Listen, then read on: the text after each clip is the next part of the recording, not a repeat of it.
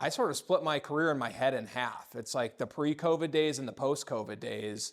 I think about what I used to get up here and talk about pre-COVID, and it just seems so quaint in comparison to like the highest inflation in 40 years and economic shutdowns and geopolitical chaos and now chaos in the stock market as well, right? And so I want to kind of cover all this stuff and do it in the context of Donald Trump being back in office, some of the economic policies we're likely to see, and what that means for everybody in this room's portfolios, right? And then at the end, we're gonna have plenty of time for Q&A as well. So anything that's top of mind for you guys, I'm happy to do my best to give you an answer. I can't guarantee I'll have one, obviously, but nothing's off the table, right? We can talk about whatever's important to you guys at that point, and I'll be walking around afterwards as well. So feel free to come up to me and say hi and talk to me there as well. But listen, mandate for change is what I titled this presentation. That's obviously in the context of the recent presidential election. Donald Trump, won the Electoral College vote pretty handily. He also won the popular vote. Today his approval rating is still very high, right? Even though all of everything we're seeing in the media. And so, guys, at the end of the day, I guess I'll start here, all right? When it comes to your financial assets, the value of your portfolio, the news is gonna throw 1,000 different stories at you. It's gonna be like drinking from a fire hose. That's how they make money, right? It's getting you to click, getting you to engage. Really what matters for your financial assets are two things. It's profits and interest rates, okay? That's, at the end of the day, it's math that really drives the market. And I'll tell you, this year I'm not really worried about the profit side of the stock market. I think companies in the United States are going to do well this year. I think the economy is going to continue to grow this year. But heading into 2025, we were a little bit concerned with interest rates. Interest rates have been high. They've been high because inflation's been high, right? I mentioned we went through the highest inflation in 40 years during COVID. Now that's come down from around 9% to today around 3%, at least looking at the official numbers, right? And my view is that inflation was just massively overcomplicated during COVID-19.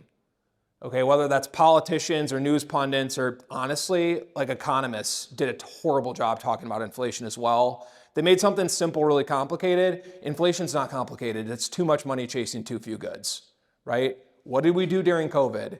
We printed $5 trillion and we shut down the global production system, right? So there's just more dollars and fewer goods. It's the most textbook thing, economics 101 thing that would cause a spike in inflation.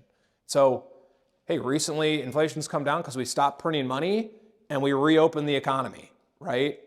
And so what's really sort of, relevant on the inflation conversation for you guys today is that, hey, the Fed's target, the Federal Reserve wants to see 2% inflation. Inflation's at 3%. It's still well above their target. And that's why we were all expecting the Fed to be cutting interest rates this year, mortgage rates to be falling. And hey, here they are. They had to stop their rate cuts. They had to pause. Interest rates are still relatively high across the United States. Well, again, that's because they couldn't get to their 2% inflation target. And my view is I think they're going to continue to have trouble getting to 2% inflation. And it's because post-COVID in the US, we've totally reoriented our global supply chains and started bringing business back into the country, okay? So Paul Volcker and high interest rates in the early 1980s, that sort of gets all the credit for the low inflation rate of the past 30 years in the US. I don't think Paul Volcker deserves that credit, okay? I think globalization is why inflation has been low in the United States for the past 30 years. Think about what happened the past 30 years. China joins the WTO. We unite North America in a free trade agreement with NAFTA. And like the biggest one, right, the Soviet Union collapses. Half the world joins the Western markets basically overnight. In the US, we got access to a bunch of cheap labor and materials in a really short period of time, right? And we had the internet and standardized container shipping to take advantage of all of that. And so, hey, if you move your factory to China, it's going to be really good for your profits as a company, right? Cutting all those labor costs. But it's also going to be good for domestic inflation in the United States. You can pass on the cost savings to the end consumer, right? And so, hey, I think globalization has helped keep inflation low in this country for a long time. Well, the trade-off is you deindustrialize, you send all your factories abroad, supply chains might be efficient, right? But now they're fragile. And so during COVID, everything fell apart, right? And Donald Trump starts talking about this stuff, obviously, in 2016 when he's, first running for president, when he first gets in office. But it's really COVID that changes the status quo around global supply chains, starts a gigantic reshoring boom in the United States. Okay, and that's the chart I have on the screen for you guys. I just went to the US Census Bureau website. They keep track of construction spending in every major industry in the US. This is just how many factories we're building in the United States. Okay, so you can kind of see, hey, there's sort of like a shallow upward trend over the past 30 years or so. But then COVID ends, 2022 hits, factory construction has tripled in the United States in 2 years. Okay, the closest historical comparison I can find to that is World War II. We're building factories to make mortar shells and tanks and everything else for the war effort, right? So we're working hard to rectify 30 years of globalization, bring some more things in-house, especially in like geopolitically important industries, semiconductors and pharmaceuticals and all this stuff. We don't have to worry maybe as much about China invading Taiwan, for example. But hey, if globalization and cheap labor kept inflation at 2% the past 30 years, we're going to bring all this back home and pay Americans to do it. It's probably going to add to inflation, right? And so it's not just in factories. You bring all this labor demand back home, employee negotiating power goes up in the United States. And we've seen really, really rapid wage growth, especially for normal people, the past 3 years or so. So, post 08, 09, after that financial crisis happened, we talked about income inequality for like a decade in the United States. It's a major political issue. They're always talking about how all the pay gains went to the top 10%. It's sort of a mirror image of that today. Most of the pay gains have happened at like the lower end of the income spectrum. And I'll give you guys an example, okay? Chipotle. All right, I love going to Chipotle. It's sort of like my bellwether of what's going on with the US labor market. Pre-pandemic, I go to Chipotle, maybe get out of there for $15, right? They're paying $12 an hour. Now I go to Chipotle in Austin, Texas. It's like $25 to go to Chipotle now. Fast food's not cheap anymore in the United States, right? Now, part of that is, I know what you guys are wondering. I do get guacamole on my Chipotle order, right? I guess we're tariffing avocados now, maybe, right? But that's not what's made it expensive. What's made it expensive is the labor costs. Chipotle doesn't pay $12 an hour anymore. They pay $20 an hour. And by the way, they're giving these people like pet insurance and emotional health care days and like whatever else they got to do to get people in the door, right? So think about it. That's a 100% increase in pay in like 3 years. That person's going out and buying more clothes, buying a new car, going out to eat, buying a new phone, going on vacation with all that money. So it feeds back into the consumer price index. And when we talk about inflation, that's usually what we're talking about, consumer price index. So I just think it's faster wage growth for normal people, bringing all these jobs back into America, stronger employee negotiating power that's raised up that baseline inflation rate. Hey, it's going to make the Fed's job harder. Like getting to 2% inflation, I think it's going to be difficult for them the next couple of years, but at the same time, we're reindustrializing, we're bringing all these factories home, we're more resilient geopolitically, and normal people's pay is going up faster, right? So everything in economics is about trade-offs. There's not usually a free lunch. I think the trade-off here for most people makes a lot of sense, right? So, hey, I think getting to 2% inflation is going to be difficult. I don't think the Fed's going to be able to cut interest rates anymore this year. I think we're sort of on pause with interest rates, but there's some frankly, like fundamentally positive things happening for America that are behind that, right? And I think, at the end of the day, it's going to make us stronger as a country when we make our own semiconductors in-house or, start making more defense goods and things like that in the United States. So that's sort of a good segue, guys, for this whole tariff war situation, right? It's like 90% of the news on the economy is about tariffs. The tariffs go on, the tariffs come off. The stock market has a correction. We kind of blame tariffs, right? And so I kind of give you guys a long-term perspective on tariffs, okay? Because I think that's one thing the modern media does a terrible job of, right? It's the story of the day and there's no actual perspective behind the information. So what I did here on this chart, I just went back through all the data I could find and charted out the average tariff rate in the United States since like the founding of the US. It goes back to 1790, so a little bit after the founding of the US, right? But we're pretty close. And hey, back then we used to fund essentially the whole government with tariff revenue, right? So 50, 60% average tariff rate in the US back in the early 1700s or the late 1700s. Over time, it sort of falls, right? World War I, we establish an income tax to pay for the war. That never goes away, right? So we're collecting more revenue from income now. Post-World War II, we essentially become the center of like the world trading system. The dollar becomes the reserve currency. We're pushing globalization and free trade in sort of like an institutional way. And so tariff rates come down, down, down, down for this whole period of time on average, right? Today, tariffs are probably about 2.5% on average in the US.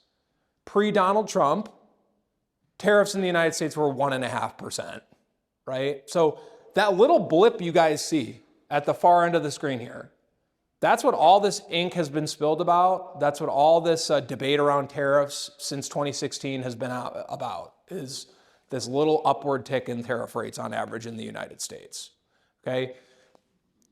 To give you a context economically as to what tariffs would do to the US, because there's a lot of talk about, hey, this trade war is gonna cause a recession, right? If we just assume all the tariffs on Canada, Mexico, China that are currently proposed go into effect and stay in effect, and by the way, I think most of this is a negotiating tactic, and I'll talk more about that, so I don't think that's gonna happen anyway. If you assume all that happens, the impact on the US economy is a negative 0.5 percentage point hit to GDP. Okay, so think about that. Everything we're hearing in the news, the worst case scenario is 0.5 percentage point decline in GDP in the United States. GDP in this country goes 2% a year. So this is like a blip on the upward trend, right? That same impact on Mexico, minus 5%, 10 times the effect. That same effect on Canada, minus 3%, 6 times the effect. We buy a lot more from other people than they buy from us, right? Now, economically speaking, okay, I think if you put like a big broad tariff on Canada or Mexico, China, like 25% tariff, it doesn't matter if we put a 25% tariff on China, we're not gonna make like clock radios and yoga pants and playing cards here, right? But, hey, it might not make sense economically, but from a negotiation perspective, we got a lot of leverage there, right? So I do think most of these big broad tariffs are, it's a leverage play, right? It's a negotiating play. I don't think most of them remain in place and stay in place long term. The ones that probably do stay in place long term are going to be very targeted in nature, right? So think, we're going to tariff semiconductors. We're going to tariff antibiotics. We're going to tariff artillery shells, because for some reason we don't make artillery shells in the United States anymore. We shipped all that to like Bulgaria or something for some reason. So we can reasonably make all that stuff domestically in the United States, right? What tariffs do is they artificially raise the cost of something to shift production incentives. All of a sudden, hey, maybe I'm like TSMC, they're the Taiwanese semiconductor company. Maybe they can make a semiconductor for $40 that goes into like a drone for the Defense Department or something, right? Maybe Intel can make it for $50. So if I slap a 25% tariff on TSMC's semiconductors, all of a sudden Intel and TSMC, they're providing things at the same cost. I'm gonna probably go with the domestic company. And by the way, TSMC is probably gonna build a factory in the United States to keep that contract, right? So those types of things on the margin you can incentivize to bring home. That's the tariffs that go in place and stay in place long term. Strategically speaking, okay, there's a couple ways you can change incentives around production. One is gonna be tariffs like we're talking about. The other is going to be what's called industrial policy.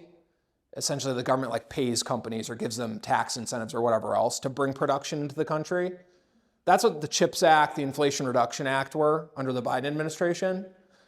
Both of these things will shift production incentives, right? They'll change companies' decisions about where to produce. The difference is, hey, we have a budget problem in the United States, right? And I'll talk more about that as I'm wrapping up because I think it's important.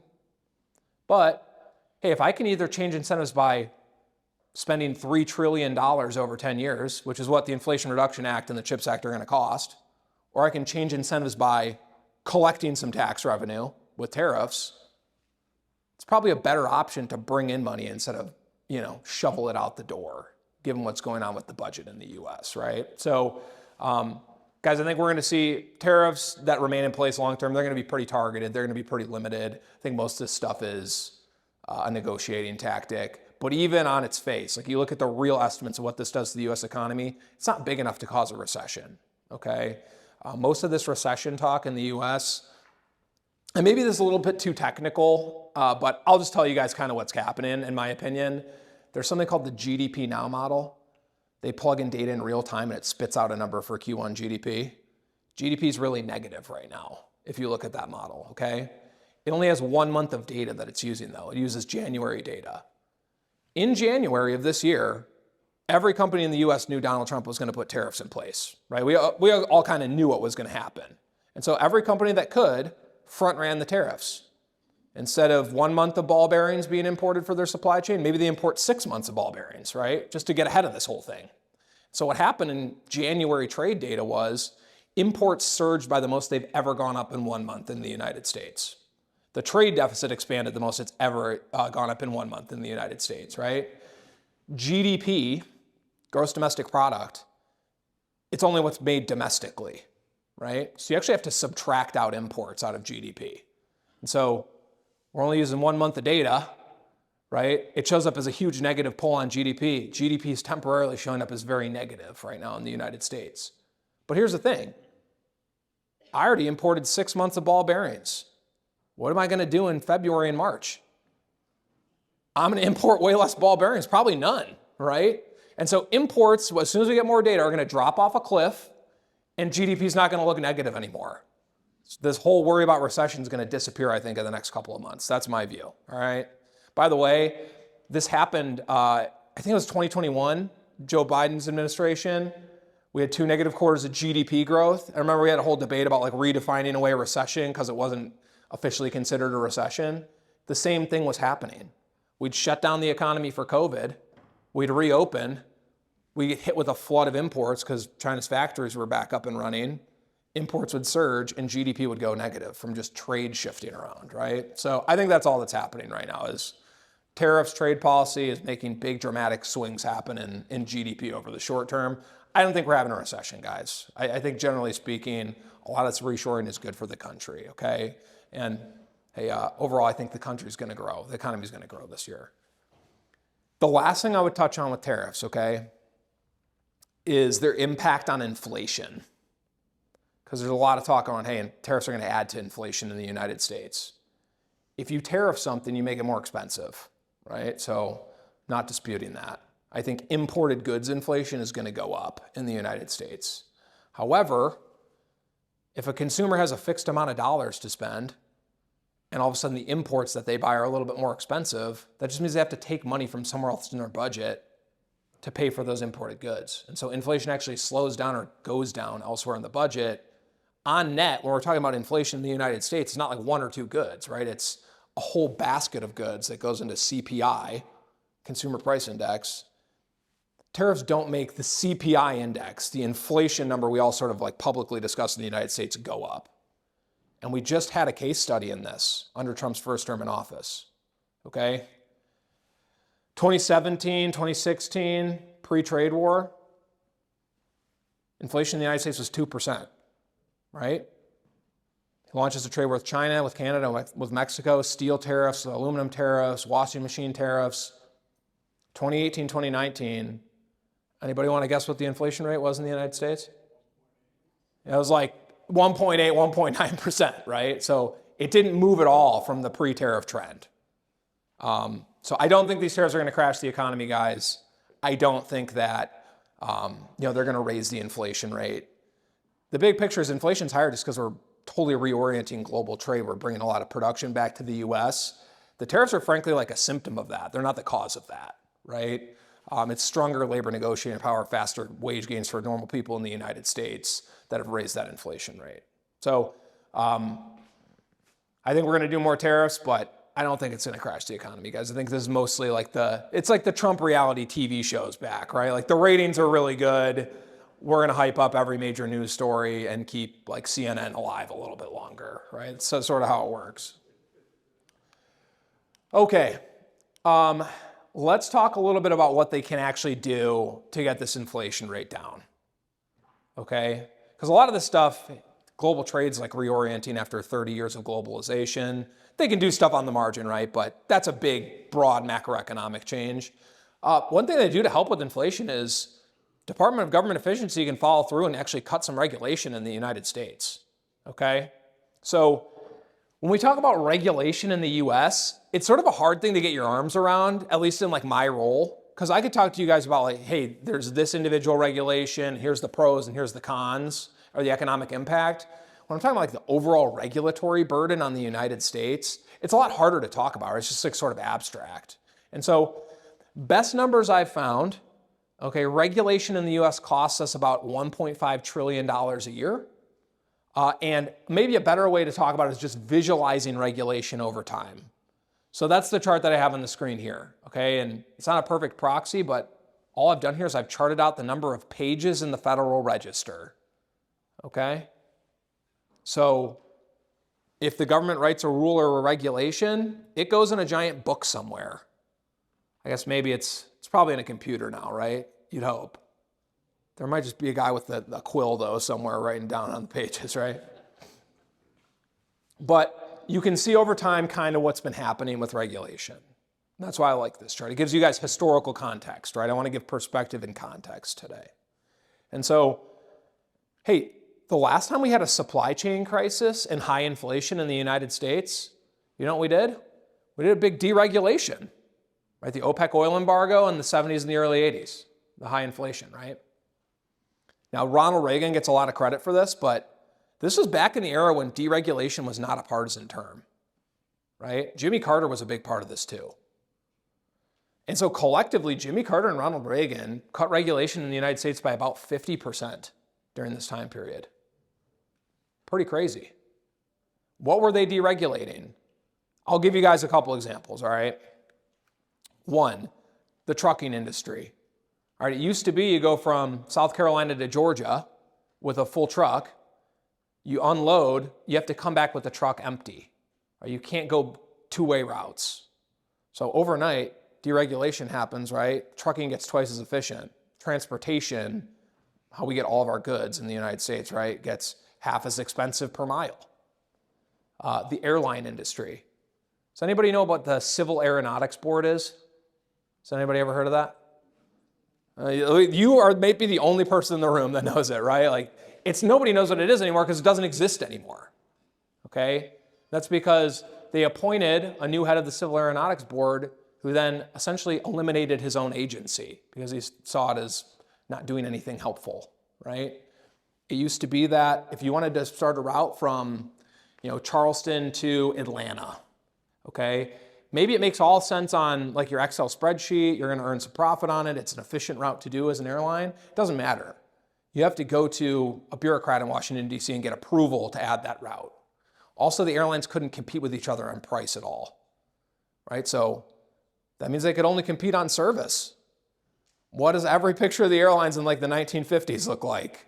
It's a guy in a three-piece suit, like smoking a cigarette and eating a lobster tail, right?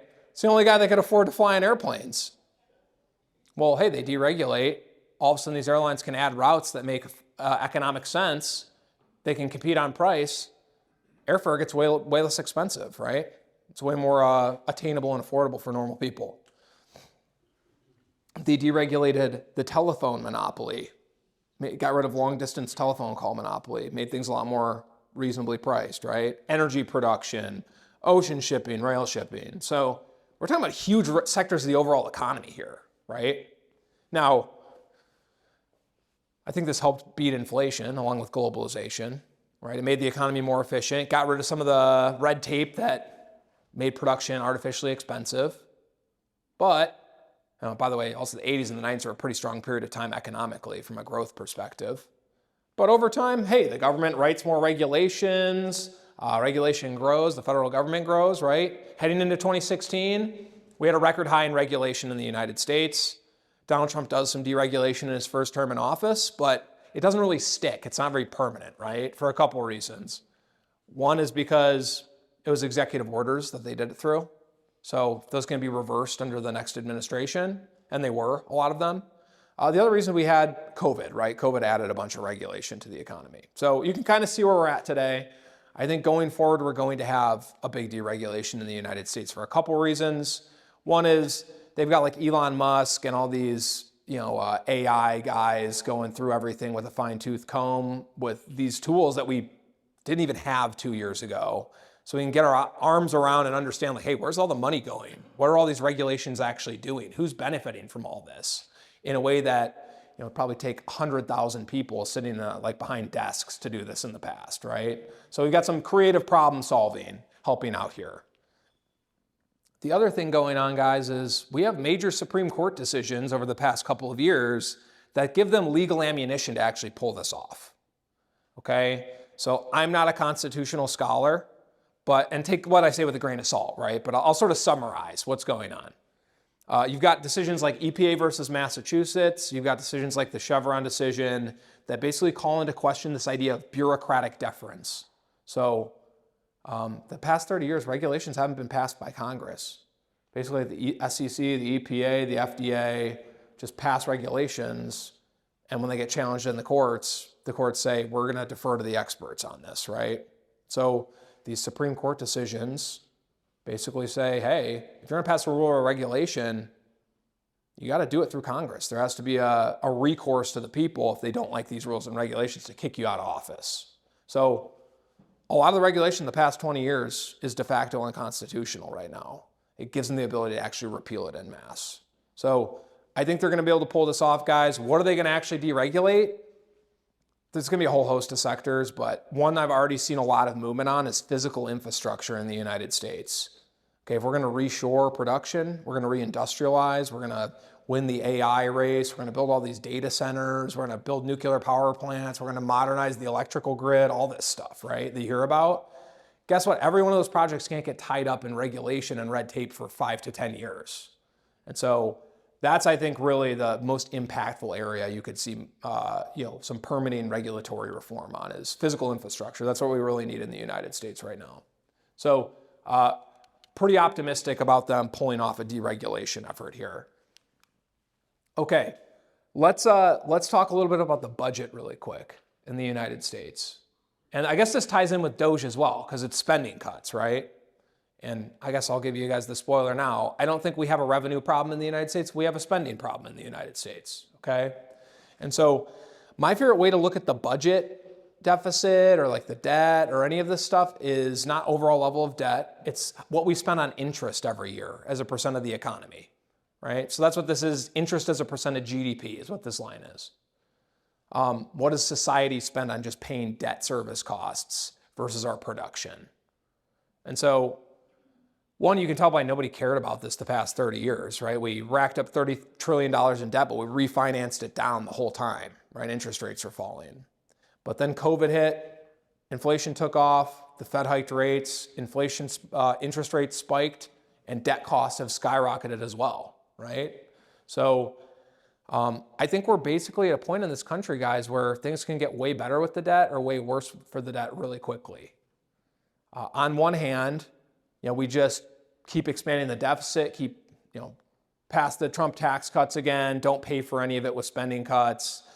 The deficit gets bigger and then interest costs get even higher because investors look at this problem and say, hey, no one's even trying to address it. I don't feel safe lending to the US government unless I'm getting paid 6% on my money, right? By the way, interest rates going up in that situation, like a debt crisis or people worried about the US government's fiscal situation, it's bad for everybody in this room's portfolio, right? Interest rates go up, financial asset values go down. And so I think what needs to happen here is we got to inject some confidence in the US Treasury market, inject some confidence that we're actually going to be able to follow through and pay on our debts here. If that happens, interest rates fall, right? So hey, we got to step in here and cut some spending in the US. All right, everybody is saying there's no way to do this. It's Social Security, it's Medicare, it's Medicaid, it's defense, it's interest. There's nothing left over to even cut. Okay, I'm telling you guys that that's not true. There's a lot in the budget that we can cut.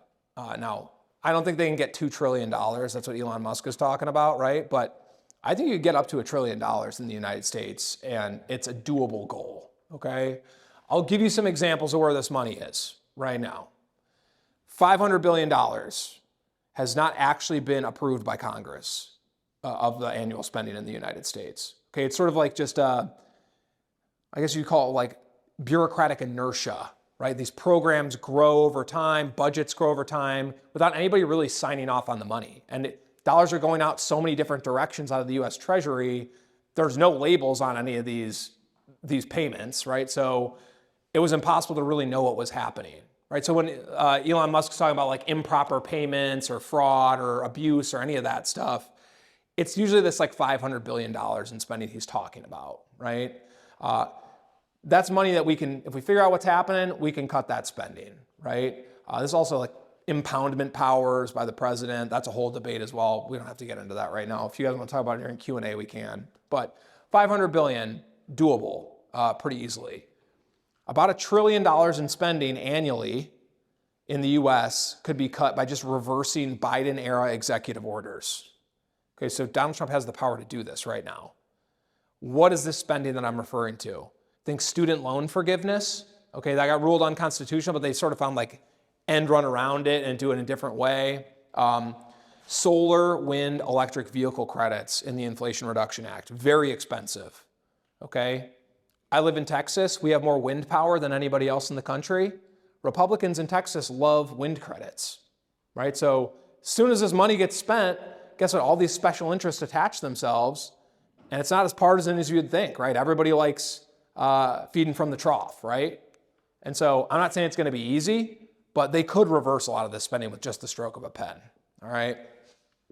Illegal immigration in the United States the past few years has been very expensive. Between $200 billion and $600 billion a year in spending. What's the delta there? It's what do you actually include in the number, right? Is it like just direct payments that we made for housing and food and everything else? Or do we include the cost to emergency rooms or the cost to public school systems or the cost to like other public services as well? So very expensive there. $700 billion increase in just debt costs from interest costs going up, right? So, hey, you find $1 trillion in spending cuts to do, and I think they reasonably can do that. Not only do you fully pay for the Trump tax cuts, this costs about $300 billion a year to extend, you cut money on top of it as well. The deficit goes down, and you inject confidence into the Treasury market. All of a sudden, people are demanding less for interest. This chart starts to fall as well. It's not just the initial cuts, right? It's the second order effect that gets us out of this problem. It injects confidence into the market. That's sort of the important thing that we need to do here. And so I think not only do they want to cut spending, guys, they kind of have to, right? And that's why I am sort of optimistic we're going to see something happen on this front. My entire life, Republicans have been saying they're going to cut spending, right? They never do it, okay? I'm telling you right now, there's actually an incentive to finally do something about this. And you've got AI tools and you've got, the people that actually want to cut in office, right? So I feel skeptically optimistic we're going to do something here. But I want to wrap up here and just say, I mentioned I don't think we have a revenue problem in the United States. We have a spending problem. Let me just give you an example of why I think that, okay?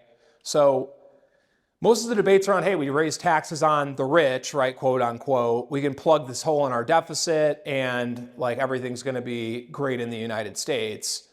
The reality is, hey, the top income tax rate in the United States doesn't make that much of a difference on revenue collection, okay? So what I did here is I just pulled that top personal income tax rate. That's in blue up there. So back in the early 1950s, top income tax rate in the United States was 92% under Eisenhower, right? Now, did anybody pay that? No, right? They ran it through their business or they had a good accountant or whatever else, right? But it was 92%.